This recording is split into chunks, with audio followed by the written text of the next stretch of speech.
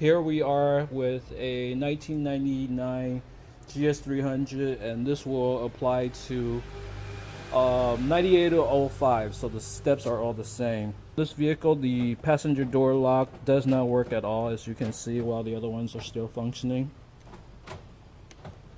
And this one doesn't move at all. This will apply to front doors on both sides. The tools that you'll need for this are going to be a drill or a screwdriver, a Phillips screwdriver head, and a Torx T30 Torx head. So this is for actually removing the door lock section from it. So it's a T30. Also need a trim removal tool and a flashlight to help you see. You'll need a 10mm socket with extension so you can reach inside. Take off these 10mm bolts. First, we'll need to remove all the screws from the doors, and there's total one under the door handle here. So that's 8 screws total that you will need to remove. To remove this screw here, pry out this piece here with the trim removal tool and pop, and it comes out. So you got to pull this handle so you have some room to work with, and there it is. Make sure you keep track of where they go into. Basically, the three different ones from the rest of them are this one right here, which is a round one with a round head, and this piece right here with the little rubber stopper, and then this long one here, which I haven't removed yet, but all the other ones are the same. Once the screws are removed, pull from the bottom here and the clips will come out. You will lift from this side here. You have to pry the back, the panel slightly further back, lift it up, and then pull the front towards the back of the door. Don't pull it out too far because you still have to remove the cables behind here, so be very careful when you do pull. All you need to do is separate the door panel from the door itself. A little difficult to make a video when you only have one person, but it's easy to remove these by yourself though. You see there's 3 harnesses you're gonna have to remove. One for the switch to the door locks, one's for the window, one for the lower door lights right there, and these 2 cables need to come out. First, you pop it out of the clip, and then it just slides in like this. So you just slide it back out, pull it out of the clip, and that pop right out. This is not what I wanted to do, but the little ball with the little cable goes through this little groove and just slides right out. One harness, release the clip on the back of it, right there. Second one here, release the clip on the back of it and just pulls right out. And the lower door light, same thing. Pressing the clip, and there it is. And the whole door separates. Check these plastic things right here. Make sure they're not broken. Most of the time, this black one, it will break and separate, and your door locks won't function properly. So be very careful with this. If this is broken, you would have to replace it, or you have to repair it. Another thing is, don't fold these cables, especially the one for the door lock. For the handle itself, you're not as worried about it because it's actually braided wire, but you still want to keep it as straight as possible. For the door lock itself, it's actually a long, I guess you would call it a rod or a heavy gauge wire. If this is folded somehow, it will also affect the operation of your door lock.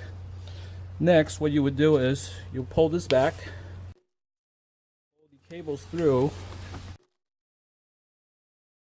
Things that you will need to remove are this Torx screw right here, this 10mm bolt, and then there is also 10mm here and 2 more through these holes. So you would also need an extension to reach those 10mm bolts so you can remove the door handles. Once the bolts for the handles are removed, lifting up and pull from the bottom and then pull away from the car. Once that's apart, there's 2 clips that you need to remove. with these rods that hooks onto the actual actuator itself. Okay, there's a clip point right there, so what you would have to do is press it away from the rod itself, fold it a little bit, and it should pop off. If not, you just pull away. And then this one right here, same thing, there's a clip on it. You just press it to the side and then pull the rod away from the vehicle. Be careful not to scuff up your paint. Better look at the door handle itself so you can see how it's actually clipped in. Basically, this rod hooks in this way into this little hole right here. You have to unclip it first and then pull the rod out. Same thing for this one right here. There's a little hole. It clips in from the side, so you have to fold it to the side and then pull the rod out. This would be a good time to find out where your key code is, and typically it's on this lock barrel somewhere. Let's see where it's at. So for this car, it is actually stamped right under this right here, and to see it, you have to actually insert the key, fold it over, and the key code is right there, which is 4620 whatever. So it's a 5-digit code that starts with the 4 in case you ever need to find it. Next, after the outside door handle is removed, you would have to remove the locking mechanism, and you remove it by removing these torque screws. Careful with these, there's a, I guess, Teflon or whatever kind of plastic washer that is. Make sure you retain those. The 10mm bolt that you had removed from here actually holds on the window tracks. You put the window track to the side. Then you'll lift up the locking mechanism, so this piece will actually go through, and then you just kind of wiggle it or pull on it, it comes out. So next thing you do is disconnect the harness. So there are 2 harnesses goes inside your door lock actuator, and this is for your sensor that senses whether the door is all the way shut or not. There are clips on it, so you just have to press down on both of these clips and then pull it out. Next is the fun part. Get this piece out, the whole locking mechanism. What I usually do is once this disconnected, I pull as far back as I can while there's still room, and then turn it sideways like this so there's clearance, and just kind of work its way out here.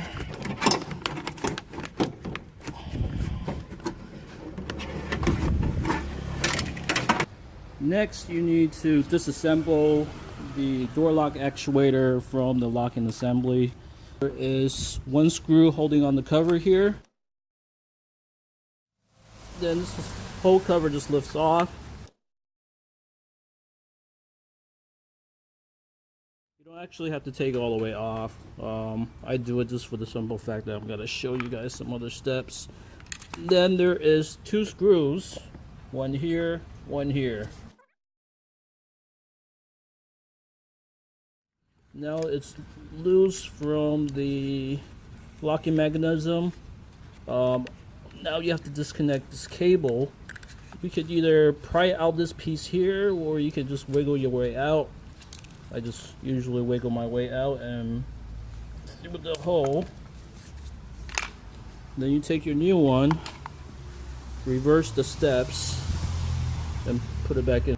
So once you have the cable back through that hole, remember you are looking outwards, I suppose you can say it, and the cable has to feed through, showing through on this side. So that's how you put it back in case you forget. Make sure, this is a very important part here, the plastic piece on the back side is into the groove here, and this I guess ball joint goes inside this other piece. Once they're all lined up, line up the screw holes and reattach the screws. So now that the lock is back in, you can actually test it by, it's going to be the black cable here.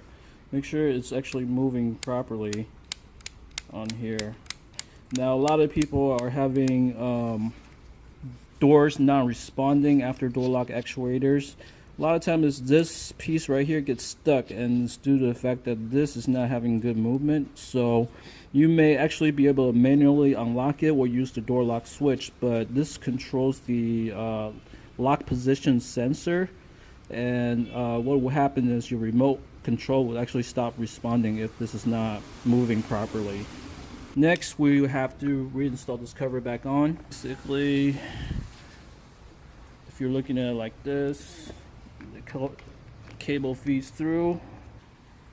Okay, so to put the cover back on, you have to feed this rod through this hole right here so that it will feed through.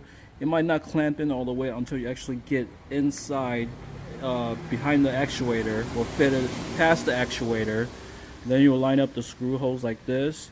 And a lot of times it doesn't match up. It's due to the fact that from my experience, the top piece right here is not lined up properly, or the sides and stuff like that. So just work with it, make sure it's fitted on, and then reattach the screw. So to reinstall, feed the cable through, pull it through here, just work your way back in.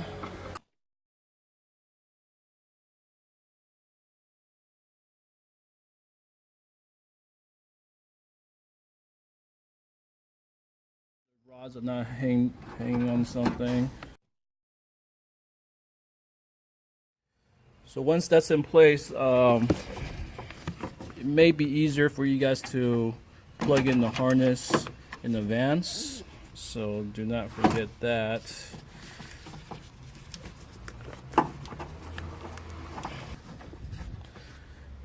To make things easier, first thing you need to do is line up this piece here.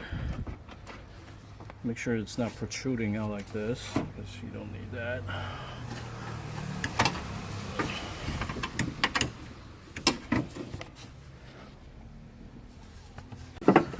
This is the fun part, because you'll hear the door lock actually cycling due to this rod, which hooks onto the lock barrel, getting moved. Check your work. This is hooked in place. The window track is on the inside while these rods are on the outside.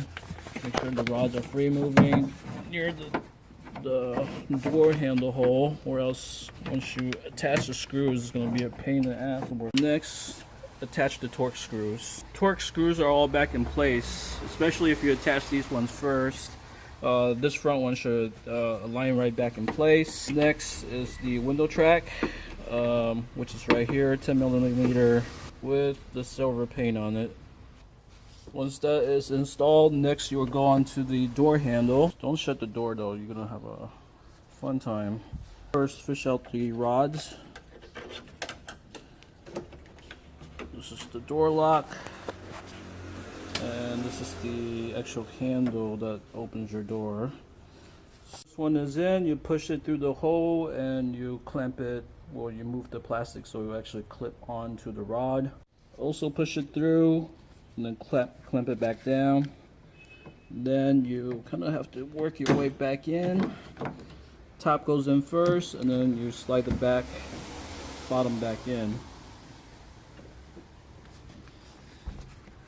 Then the 3 10mm. So once these 3 10mm are back on the handle, you would feed these 2 cables through to the plastic. Hold this tight, and this is butyl, so it's quite sticky stuff. When you peel the access holes open, these little stickers right here, they stop sticking, so I'll just grab some tape. So next you'll reinstall the door panel back on. Remember, there's 3 harnesses, 1, 2, 3. Reinstall those. Hook these back on into the handle and the lock itself. In case you have forgotten, the black one goes on top. The one with the white plastic goes on the bottom. 5 plastic clips on the back of the door. One is on the lower door part. There's one here on the upper section. Usually you can find these at the auto parts store and just replace them. And there's another one up here. that was also missing, so let's go and replace it for this guy here. And just pretty much pop it back in like that, and there's 2 more down there. So 1, 2, 3, 4, and 5. This is what it looks like once it's installed. Again, fit the little ball joint or the ball head itself through the groove, and then lock it in. Lock this piece in. Same thing goes for the lock side. Fit it through the groove and then lock it in place here. And there's 1, 2, and the lower door like 3. So the next process is installing the door panel back on the door. Now there are clips all around the door to hold on the door panel on. All you gotta do is make sure they're lined up in position and just tap it in. So once you have replaced this, always good to check your work afterwards. And the operation is now functional. Also double check with your remote control, because remote won't work if the piece that attaches to your lock barrel is not secure properly. So another thing about the Lexus security system is that if you use the remote control to lock the doors, and somebody actually fishes a hook of some kind into the card and presses this button, it will not unlock the doors. You actually have to physically flip it open. But once you do that, while the alarm is set, it's going to set off the alarm within 30 seconds. Although it's dated, it's actually a pretty decent setup so that to prevent any kind of theft. While testing whether the locks are functional, we have discovered that the rear doors are also bad, because once you lock the front doors or lock the doors, you hear a double lock. We found out that this lock is not moving at all.